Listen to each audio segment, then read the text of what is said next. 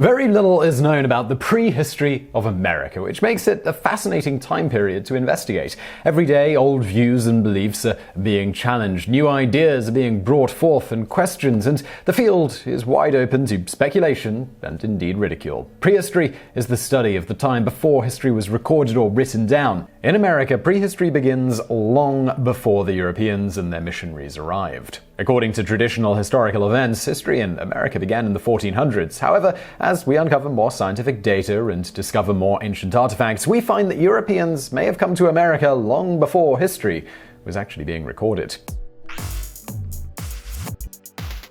Number 10. Camels originated in North America. Imagine taking a stroll through the wilds of northern Canada and meeting an animal that almost looks like a desert camel. This animal, called a camelop, lived in North America from 3.5 million to 11,700 years ago. Researchers have discovered that the camel originated in North America, and they believe that the camelop traveled across the Bering Lands Bridge some 3 to 5 million years ago. Slowly, the animal migrated south, adapted to its new environment, and became what we recognize today as the camel of the Middle East. While we have all been taught that the desert camel of today has a hump to help it survive harsh desert conditions, that hump actually developed in North America. Researchers are discovering that the camelop's hump developed out of the need to survive the harsh winters and long periods of darkness during prehistoric America. The humps later proved useful for surviving in desert climes as well. So why aren't there any wild camels in North America today? Many of the camelops were hunted by early Americans for food. The camels also migrated further south into South America, where they evolved into the alpacas and llamas that we know of today. Number 9. Bears as big as SUVs.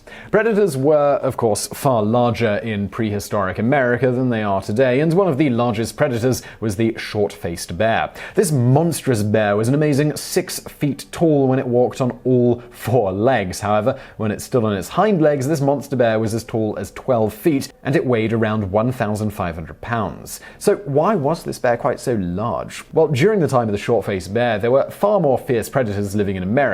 These other predators included dire wolves and wildcats such as the American lion. The bear's large size would have intimidated the other predators and given them a reason to hunt easier prey. About 11,000 years ago, the short-faced bear became extinct. By this time, the smaller grizzly bear had made its home in North America and was competing for the same food as the larger bears. People during this time would have coexisted with the larger predator and may have also contributed to the bear's ultimate demise as its food sources dwindled. Number 8. Dire wolves. Thanks to Game of Thrones, the dire wolf has returned to the public's wild imagination, but few people realize that this wolf actually lived in prehistoric America. Its bones have been discovered from Alaska to Florida to Mexico. Numerous skeletal remains of the dire wolf have been found in the La Brea tar pits of Los Angeles, California. While little is known about the dire wolf, scientists believe that it may have hunted in packs. Surprisingly, their diet consisted mostly of other large animals, including bison and mastodons. Dire wolves existed from 125,000 to 10,000 years ago. They weighed about 130 pounds and grew to a length of 6 feet from nose to tail. Sadly, like the short-faced bear and other large mammals, the dire wolf became extinct due to unclear causes. Number 7. When people came to America. For the past few decades, people have been taught that the first people to arrive in North America 13,000 years ago had traveled across the Bering Lands Bridge. Today, there is a growing amount of evidence that this theory is actually incorrect. Now, scientists and researchers are saying that humans may have arrived in North America as long as 130,000 years ago. These early people crossed the water with boats and settled along the Southern California coast. Evidence that supports this theory was uncovered at a site where the remains of a mastodon were found. Scientists who studied the elephant's bones discovered that the bones had been deliberately broken, as if early humans had cracked the bones open to get at the nourishing marrow. Hammerstones were also found at the site, further proving that early humans had used these stone tools to break open the bones. Of course, this is not the only site proving that humans were in North America long before the Bering Land Bridge was uncovered, but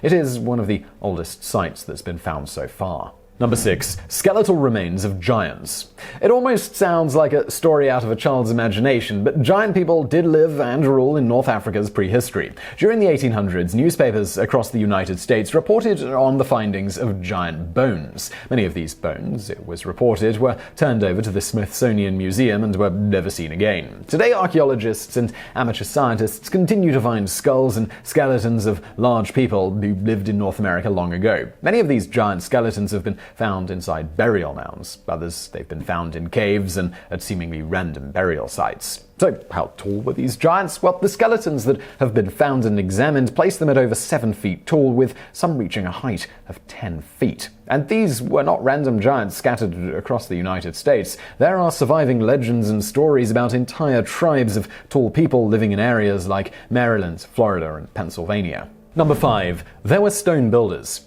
Many of us might envision early Americans as nomadic people who roamed the land and lived in temporary housing. While many early Americans were nomadic, there is also strong evidence of stone builders in prehistoric America. Take, for instance, America's Stonehenge, found in Salem, New Hampshire. Called Mystery Hill, the stone constructions cover nearly 30 acres. Carbon dating shows that parts of the ancient site were constructed 4,000 years ago. So far, ancient pottery, large fire pits, and tools have been uncovered at the site. The ancient stone structures still stand and include dens, walls, and a sacrificial altar stone that weighs over 4 tons.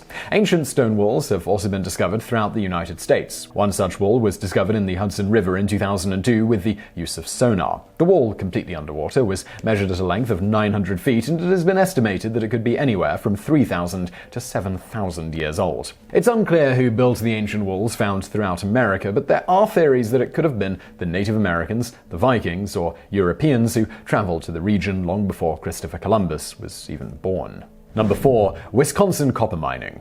Ancient copper mines with as much as 1.5 billion pounds of missing copper have been discovered in Wisconsin. According to the experts, the mines were operated by an unknown race between 5000 and 1200 BC. So who were these people, and what did they do with all of that copper? Well, no one is certain, but reports state that no burial grounds have been found to show who these people were. This could mean that they were not from the area and may have in fact come from European countries to mine this much-needed metal. Basic blacksmithing tools and pits have been uncovered near the mines. Hammered knives, axe heads, and other sharp weapons have also been found, and they're not traditional Native American weapons. The Ojibwa eventually migrated to the area along Lake Superior, but believed that spirits inhabited the old mines. By that time, all knowledge of who these ancient miners were, it was completely lost to history.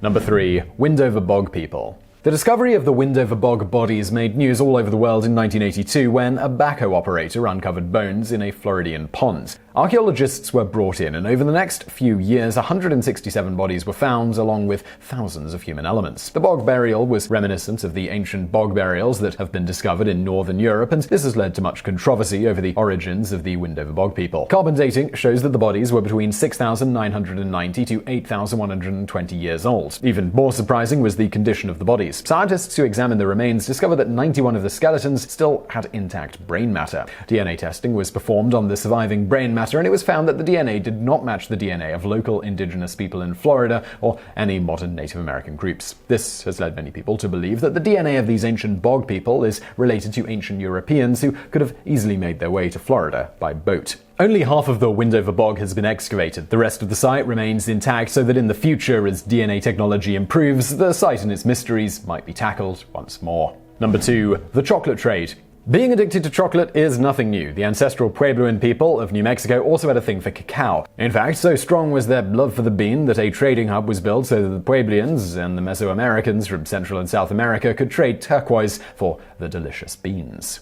This recent discovery shows that the early indigenous people were complex traders who also happened to have good taste. Drinking vessels discovered in New Mexico were tested and found to contain traces of cacao bean, proving that they drank their chocolate in the same way as the early Mesoamericans. Besides the chocolate trade, parrots were also brought up to New Mexico to trade for local gems. Meanwhile, turquoise has been found in an ancient Mayan city where there are no turquoise deposits. Number 1. Buried domesticated dogs. Recent evidence shows that early Americans loved their dogs just as much as we do today. Canine burial sites as old as 10,000 years have been uncovered, including pet dogs carefully being buried alongside people. How these early domesticated dogs came about is a bit of a mystery, though. Some believe that early Americans domesticated wolves. While this is entirely possible, other scientists believe that some of these domesticated dogs traveled with people over the Bering Land Bridge. Of course, it's also probable that both of these events happened in American prehistory. What remains today are findings findings that ancient people buried their dogs alongside humans in burial grounds. Care and attention was given to these beloved pets as they were laid to rest, showing us that the ancient people of the Americas were not only smart, but